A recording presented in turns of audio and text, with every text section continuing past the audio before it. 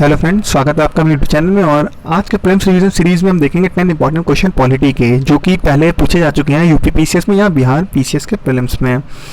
आइए शुरू करते हैं। और ये वीडियो आपका जो अपकमिंग यूपी पीसीएस का प्रीलिम्स होगा और बिहार पीसीएस 67 का प्रीलिम्स होगा या सीडीपीओ का प्रीलिम्स होगा, पीटी के एग्जाम में काफ़ी मददगार रहने वाले हैं। आइए शुरू करते हैं। तो जो हमारा सबसे पहला क्वेश्चन है, विच one of the following schedule of the constitution contain provision regarding anti defection. तो क्वेश्चन है एंटी डिफेक्शन किस शेड्यूल में है। देखिए हम सबको पता है हमारे 12 शेड्यूल है ना। ओरिजिनल हमारे में कॉन्स्टिट्यूशन में 8 शेड्यूल थे। तो जो एंटी डिफेक्शन है वो 10वां शेड्यूल था, है ना। और ये जो है 10th शेड्यूल जो है उसमें एंटी डिफेक्शन है, और ये 52nd कॉन्स्टिट्यूशन अमेंडमेंट एक्ट के तहत आया था, है ना, 1985 में। एक बार हम सारे शेड्यूल देख लेते हैं, आपको रिवीजन भी हो जाएगा। एक बहुत साधारण सा फॉर्मूला है, ये आपको पता भी होगा, tears of old PM, tiers of old PM. तो देखिए जो शेड्यूल नंबर 1 है वो टी से आपका टेरिटरी हो गया, है ना, जिसमें हमारे शेड्यूल नंबर 1 में नेम दे रखे हैं स्टेट के, है ना, और यूनियन टेरिटरीज के, और उनकी क्या टेरिटरी है। जो सेकंड हमारा शेड्यूल है वो है उसमें इमोल्यूमेंट्स हो गया, अलाउंसेस हो गया, है ना, प्रेसिडेंट के, वाइस प्रेसिडेंट के, गवर्नर के, स्पीकर, डिप्टी स्पीकर के, है ना, लेजिस्लेटिव असेंबली के, लोकसभा के तो है ही हैं। इसके अलावा जो लेजिस्लेटिव काउंसिल के चेयरमैन उनका भी। इसके अलावा इमोल्यूमेंट किसका होगा, जज का, हाई कोर्ट और सुप्रीम कोर्ट के जज का, और कैग का।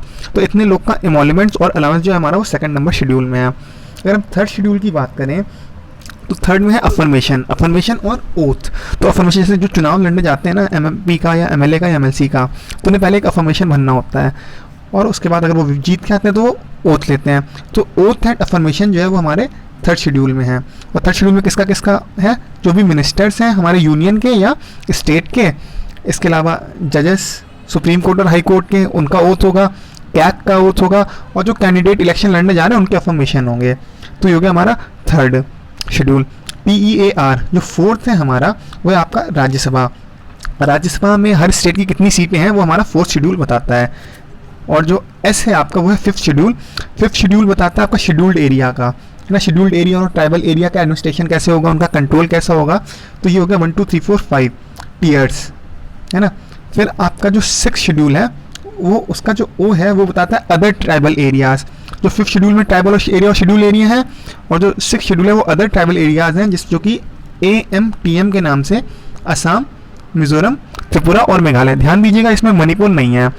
तो अदर ट्राइबल एरियाज जो है वो 6th शेड्यूल में आ जाएगा, ये होगा 6th। अब अगर हम 7th शेड्यूल की बात करें तो 7th शेड्यूल जो है वो फेडरल हमारा डिवीज़न बताता है कि किस लिस्ट में कितने सब्जेक्ट हैं।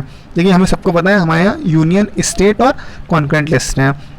आज की डेट में यूनियन में 100 मैटर है, यूनियन लिस्ट में, सॉरी, आज की अगर बात करें तो यूनियन, स्टेट और कॉन्करेंट। यूनियन में हमारे पास 100 लिस्ट हैं, स्टेट में हमारे पास 61 है, और हमारे यहाँ कॉन्करेंट में 52 हैं।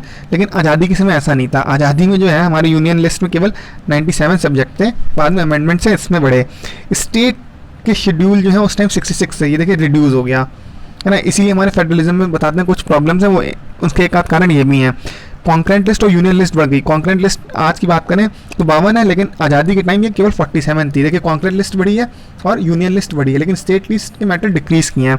इसलिए हमारे यहाँ बोलते हैं कि हमारा फेडरलिज्म है वो थोड़ा स्ट्रॉन्ग सेंटर है उसमें। तो अभी तक हमने देख लिया था टीयर्स ऑफ, देख लिया ना, ये हो गया हमारा 7th शेड्यूल, है ना। Old PM. जो हमारा 8th शेड्यूल होगा वो आपका होगा ऑफिशियल लैंग्वेज का। ऑफिशियल लैंग्वेज हमारे टोटल क्या है, कितनी है, 22 हैं अभी, लेकिन हमेशा इतनी नहीं थी, शुरू में केवल 14 थी, है ना। तो सबसे पहले जो ऐड हुई थी वो थी आपकी सिंधी। उसके बाद जो है उसके बाद आपके यहाँ 3 ऐड होती हैं।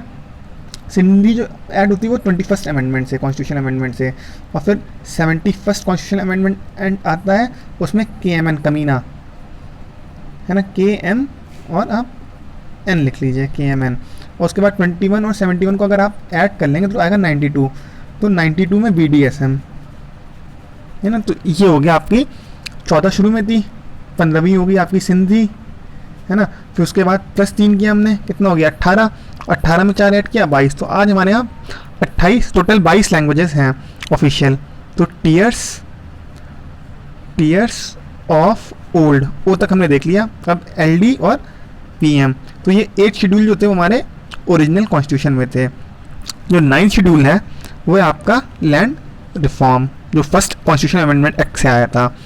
और जो 10th शेड्यूल है वो डिफेक्शन, जो कि एंटी डिफेक्शन जिसे बोलते हैं। और उसके बाद 11th शेड्यूल है वो आपका पंचायती राज, जो कि 73rd कॉन्स्टिट्यूशन अमेंडमेंट से आया। और जो 12th है वो म्यूनसिपैलिटीज, जो कि आया आपका 74th कॉन्स्टिट्यूशन अमेंडमेंट एक्ट के तहत। अब हम देख लेते हैं question number 2। The government of India has establish NITI Aayog to replace, देखिए बहुत ही आसान क्वेश्चन है, उन्होंने रिप्लेस किया प्लानिंग कमीशन को। अब एक बार हम इनका कंपोजिशन देख लेते हैं नीति आयोग का। देखिए नीति आयोग का जो है कंपोजिशन में जो इसका चेयरपर्सन होंगे वो हमारे प्राइम मिनिस्टर महोदय होंगे, है ना। और उसके साथ एक गवर्निंग काउंसिल होगी जिसमें सारे स्टेट के चीफ मिनिस्टर और जो एलजीज होंगे यूटीज के उनके एलजीज। उसके बाद रीजनल काउंसिल होगी जो कि नीड टू बेसिस पे फॉर्म होगी, ज़रूरी नहीं है हर टाइम रीजनल केस काउंसिल बनाई ही जाए। और उसमें उस रीजन के सीएम और एलजी होंगे, जैसे हमारी जोनल काउंसिल होती है ना, जैसे कि पर्टिकुलर जोन के लिए, उसी तरह रीजनल काउंसिल बनाने की भी बात की गई है हमारे नीति आयोग में। इसके अलावा कुछ मेंबर जो होंगे वो फुल टाइम बेसिस पे होंगे। इस टाइम कौन कौन फुल टाइम मेंबर हैं आप कमेंट करके बताइए। इसके अलावा कुछ पार्ट टाइम मेंबर होंगे, है ना, जो कि डिफरेंट इंस्टीट्यूशन से होंगे। इनके अलावा 4 जो होंगे मेंबर होंगे एक्स ऑफिशियो, मतलब 4 से ज़्यादा नहीं हो सकते। वो मिनिस्टर होंगे, वो को नॉमिनेट करेंगे हमारे पीएम, जैसे फाइनेंस मिनिस्टर हो गया, होम मिनिस्टर हो गया, इस टाइप का, डिफेंस मिनिस्टर हो गया। तो ये एक्स ऑफिशियो होंगे by the virtue of their post. इसके अलावा स्पेशल इन्वाइटीज़ होंगे, है ना, जिन्हें नीति आयोग अपनी मीटिंग में बुलाएगा। जो नीति आयोग के सीईओ भी होंगे, उनको कौन अपॉइंट करेगा? Prime minister. अभी नीति आयोग के सीईओ कौन है आप कमेंट करके बताइए। इसके अलावा इसका एक सेक्रेटेरिएट भी होगा अगर ज़रूरत पड़ेगी तो। अब देखते हैं हम नेक्स्ट क्वेश्चन। देखिए, the provision in 5th and 6th schedule in constitution are made in order to, अभी हमने देखा था tiers of old PM, tiers of 1 2 3 4 5 and 6। तो एस था ये scheduled area and tribal areas, और ओ जो था वो other tribal areas in AMTM, यानी असम, मिजोरम, त्रिपुरा और मेघालय। मणिपुर नहीं है, ये ध्यान रखना है 6th शेड्यूल में। तो ये basically protecting the interest of the scheduled tribes. अब क्वेश्चन नंबर 4 देख लेते हैं। जो 9th शेड्यूल है वो इंट्रोड्यूस हुआ किसके प्राइम मिनिस्टरशिप के दौरान? तो मैंने बताया जो 9th शेड्यूल था वो आपका लैंड रिफॉर्म के बारे में था। और ये जो था फर्स्ट कॉन्स्टिट्यूशन अमेंडमेंट एक्ट, और फर्स्ट कॉन्स्टिट्यूशन अमेंडमेंट एक्ट आया था आपका 1951 में। तो उस टाइम चीफ मिनिस्टर कौन रहे होंगे? नेहरू जी रहे होंगे। अगर क्वेश्चन आ जाता कि आपका 10th जो है कॉन्स्टिट्यूशन अमेंडमेंट या 10th शेड्यूल किसके प्राइम मिनिस्टरशिप में आया, तो 10th शेड्यूल आया आपका 1985 में, है ना। और हमें पता है कि 1985 में राजीव गांधी जी थे। तो ये आपको ध्यान रखना है, इस टाइप के क्वेश्चन आते हैं। अब क्वेश्चन नंबर 5 देख लेते हैं। Which one of the following objective is not embedded in the preamble? देखिए प्रीएम्बल में क्या क्या एम्बडीड नहीं है। ये लिबर्टी की बात कर रहे हैं, liberty of thought, economic liberty, liberty of expression, liberty of belief. देखिए लिबर्टी ऑफ थॉट भी है, लिबर्टी ऑफ एक्सप्रेशन भी है, लिबर्टी ऑफ बिलीफ भी नहीं है, क्या नहीं है? Economic liberty. ठीक है, तो प्रीएम्बल का टेक्स्ट आपको रटा हुआ होना चाहिए, और नहीं रटा है तो एक बार यहाँ पॉज करके इसे लिख लीजिए या डाउनलोड कर लीजिए अपने फ़ोन में और देखते रहिए। ठीक है, यहाँ साफ साफ लिखा liberty of thought, belief, expression, faith and worship. Question देख लेते हैं। Local self government can be best explained as. देखिए लोकल सेल्फ गवर्नमेंट जो होती हैं वो डेमोक्रेटिक डिसेंट्रलाइजेशन के लिए ही होती हैं। तो ये सीधा सीधा क्वेश्चन था, इसका आंसर हो जाएगा डेमोक्रेटिक डिसेंट्रलाइजेशन। क्वेश्चन नंबर 7 देख लेते हैं। Under the constitution which one of the following is not a fundamental duty? देखिए क्वेश्चन हमें ये ध्यान देना होता है कि पूछ रहा है या नॉट पूछ रहा है। To vote in the public election, to develop scientific temper, to safeguard public property, to abide by constitution and respect its ideal. तो इसमें जो है वोट देना आपकी फंडामेंटल ड्यूटी नहीं है, यही डिमांड की जा रही है। अगर फंडामेंटल ड्यूटीज़ पर अगर क्वेश्चन आता है मेंस में तो आप एक सजेशन देते हैं कि राइट टू वोट जो है, to give vote in election should be made fundamental duty. एक बार देख लेते हैं कौन कौन सी फंडामेंटल ड्यूटी हैं। 11 हैं, और 11वीं किस अमेंडमेंट एक्ट के थ्रू आई थी आप कमेंट करके बताइए। देखिए, to abide by the constitution, है ना, and respect its ideals, national flag, anthem, institution. ठीक है, हमें चेरिश करना है अपने नोबल आइडियाज़, है ना, जो हमारे फ्रीडम स्ट्रगल के दौरान थे। इसके अलावा हमें अपनी सॉवरेंटी, यूनिटी और इंटीग्रिटी इंडिया की प्रोटेक्ट करनी है। इसके अलावा हमें अपनी कंट्री को डिफेंड करना है जब भी ऐसी ज़रूरत आन पड़े। इसके अलावा हमें हारमनी अपने देशवासियों के मध्य मेंटेन करनी है ताकि कॉमन ब्रदरहुड हो सके ना, क्योंकि हमारी दुनिया भर की डाइवर्सिटी है, रीजनल, लिंग्विस्टिक, सेक्शनल। इसके अलावा हमें अपना रिच हेरिटेज को प्रिजर्व करना है और उसको वैल्यू भी करना है, प्लस हमारा जो कंपोजिट कल्चर है उसे भी हमें प्रिजर्व, प्रमोट और वैल्यू देना है। इसके अलावा हमें नेचुरल इन्वायरमेंट की भी सेवा करनी है, उसे प्रोटेक्ट करना है, उसे इम्प्रूव करना है, जिसमें फॉरेस्ट, लेक, रिवर, जो हम लोग हर जगह जाके कचरा कर देते हैं, ये सब नहीं करना है हमें, ये हमारी ड्यूटीज़ हैं। वाइल्ड लाइफ को भी प्रोटेक्ट करना है हमने। इसके अलावा साइंटिफिक टेम्पर, हमें अपने दिमाग में साइंटिफिक टेम्पर डेवलप करना है। इसके अलावा ह्यूमनिज्म और स्पिरिट ऑफ इंक्वायरी, इंक्विजिटिव होना चाहिए हमें और रिफॉर्मेटिव होना चाहिए। इसके अलावा पब्लिक प्रॉपर्टी को सेव करने की जिम्मेदारी हमारी होनी चाहिए, ठीक है, ऐसे नहीं कभी भी हंगामा किया जाके तोड़फोड़ कर दी।